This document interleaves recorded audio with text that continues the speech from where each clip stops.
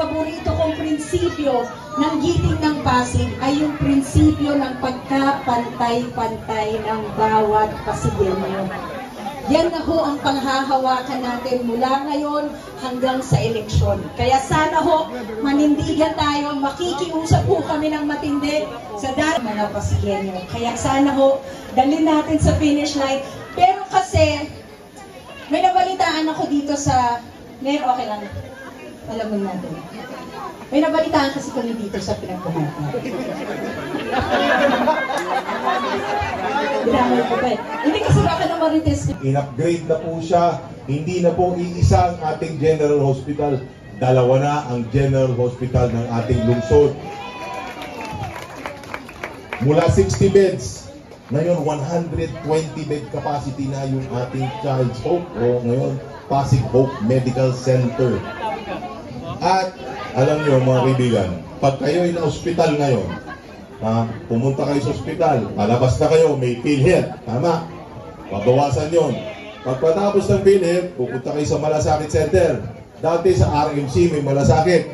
Ngayon, nagtayo na po ang ating lokal na pamahalaan ng isa pang Malasakit Center sa PCGH. At dahil po sa effort ng ating Congressman Romulo, pinayagan na, dalawa na, aprobado na ang Malasakit Center sa City of Pasig. Diyan mismo sa PCGH, meron na. Kaya thank you all for that. Yung ating Malasakit Center dyan, ready na. Ito ngayon, pagpunta mo sa Malasakit, mababawasan na naman yung babayaran mo. So kung may matitira pa, pakita nyo lang na kayo ay residente ng ating lungsod ng Pasig. Dito po papasok yung programa ni Mayor Vico na no balance billing. Uuwi kayo, wala kayong babayaran. Sa kaharap na niya, si San Pedro. Sabi ngayon ni San Pedro sa kanya, oh, politiko, o attorney na lang, si Attorney Malu na lang, para mas maganda. Attorney Malu, pumili ka.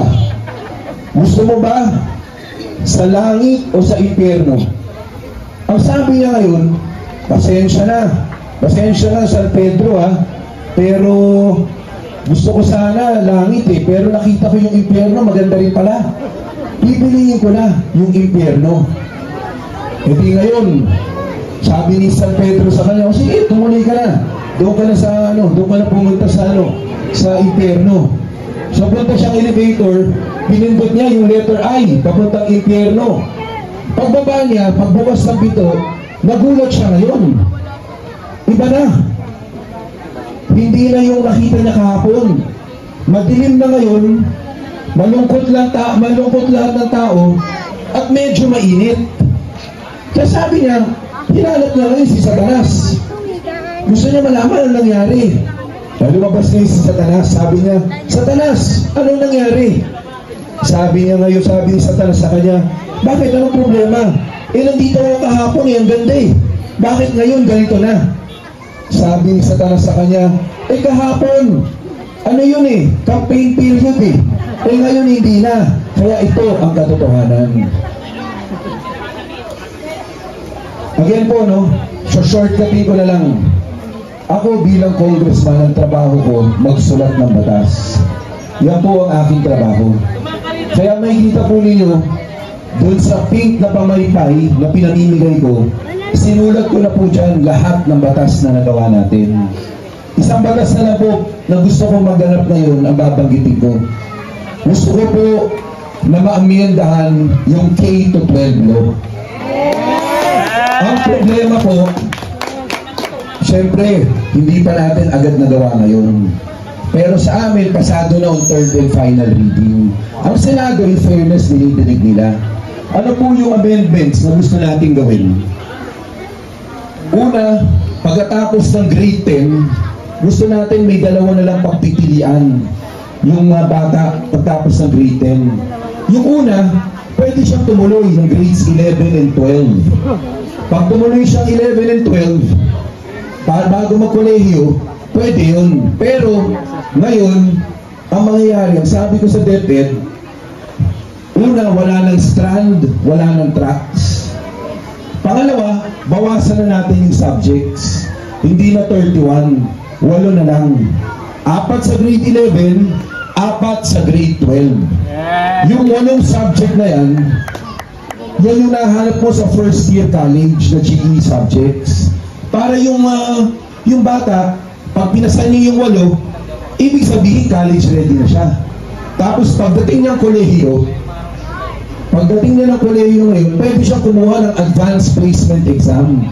Pag pinasan niya yun, dapat makredit yung 8 subject niya. So ang 4 na taon na kolehiyo, makabawasan na to 3.5 years. Pero dalawang option, yung isang option, pwede siyang kumuha ng tinatawag kong honors exam. Pag kinuha niya yung honors exam na yun at pumasa siya, exempted na siya sa grades 11 and 12. Accelerated na siya. Didiretso na siya ng first year college.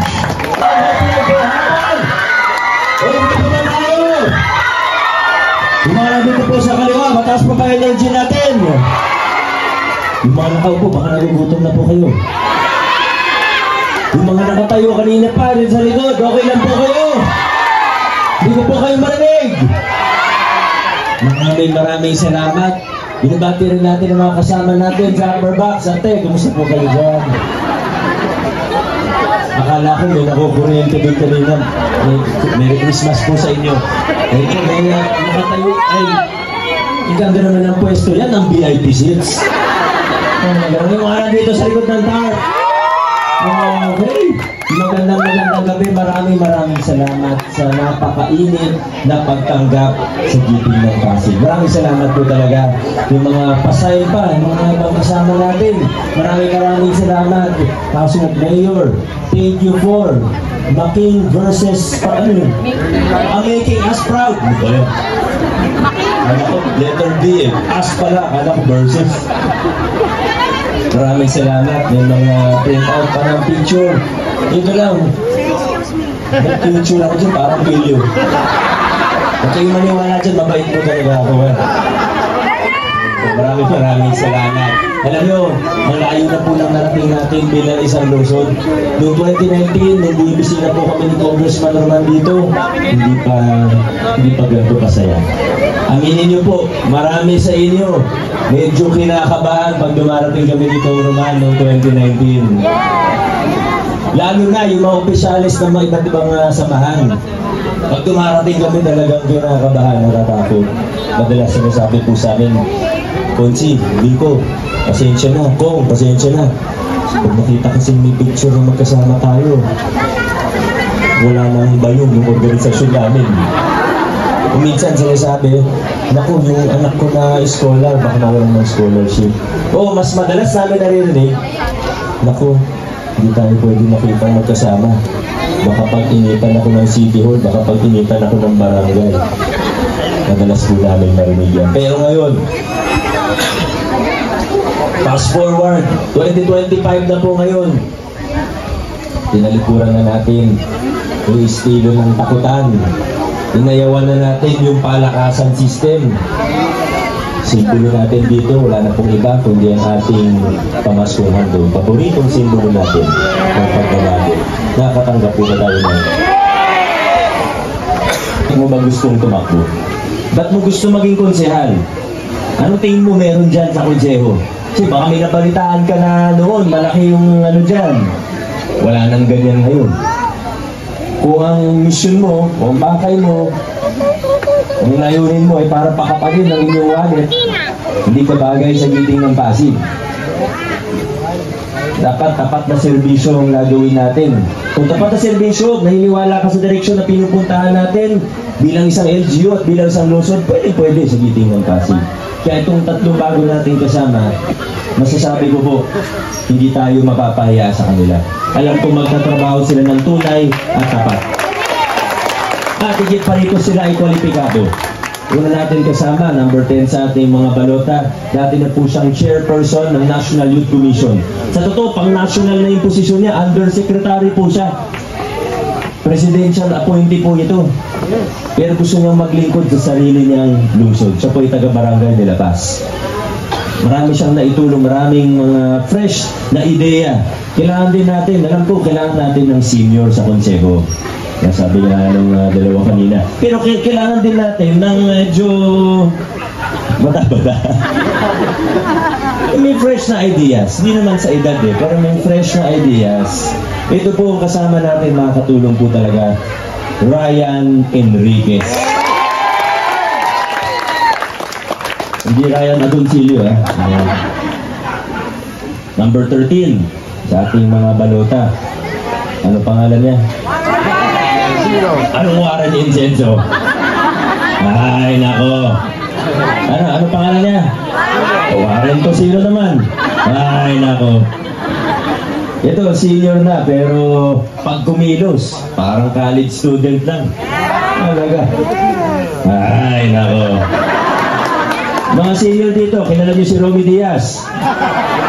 Di ba kapareho niya tumawa? Tumawa si Gonzi Warren. Parang may gagawin masama. Pero totoo yung sinasabi niya, Adam, pagkausap ko siya, talagang nararamdaman ko yung pagkasinsero niya. Marami siyang experience sa larangan ng edukasyon at sigurado ako makakatulong din siya sa mga senior citizen natin. Warren Inocencio. Hindi nagkamali na talaga ako dito. Last but not the least, naging kagawad po ito ng Barangay May Bunga. Ang pinakagusto ko sa programa niya nung kagawad talaga siya yung mga programa kontra malnutrition. Tinutukan niya yung first 1,000 days. Yan yung pinaka-importante kasi kulang ang nutrisyon ng bata sa first 1,000 days niya. Irreversible na po yan hanggang sa pagtanda niya. Hindi niya maaabot ang kanyang tunay na potensyal. Ang ganda po ng ginawa niya. Nakwento niya na rin sa akin yung programa niya. Sigurado ako makatulong talaga siya sa atin dito. Pati sa edukasyon, sa health, malaking maitutulong, may aambag ng kasama natin na si Councilor Boy. Ano abunda? Ate Kita Cory, Boy abunda daw. Boy Raimundo. Sorry, Tito Boy. Baka marinig niyo. Malayo na po narating natin bilang isang lungsod. Malaki na yung mga pagtagumpayan natin. Ngayon, nandito na nga tayo sa yugto na lumalawak at lumalawak, palaki ng palaki, pa-improve ng improve. Hindi lang ang budget natin, kundi yung mga serbisyo, yung mga programa sa iba't ibang sektor, mula sa iba't ibang opisina ng ating LGU. Paganda ng paganda. At paihigtingin pa natin yung mga nasimulan na. Pero ang pinakamahalaga sa lahat, nagkakaisa tayo at naniniwala tayo na tama yung direksyon na pinupuntahan po natin. Kaya ngayong 2025, mga kasama, huwag na tayong lumiko-liko pa. Mas lalong huwag tayong U-turn pabalik dun sa mga lumang kalakaran na nalagpasan na natin. Dire-diretso lang tayo. Mabuhay ang lungsod natin, mabuhay ang pinagbuhatan. Maraming salamat. Vote straight, Giting ng Pasig. Maraming salamat po. Muling boto ang number 4 sa balota, Mayor Vico Soto. Barangay Pinagbuhatan, Vote straight, Giting ng Pasig. God bless po sa ating lahat. Salamat. Kalma lang muna.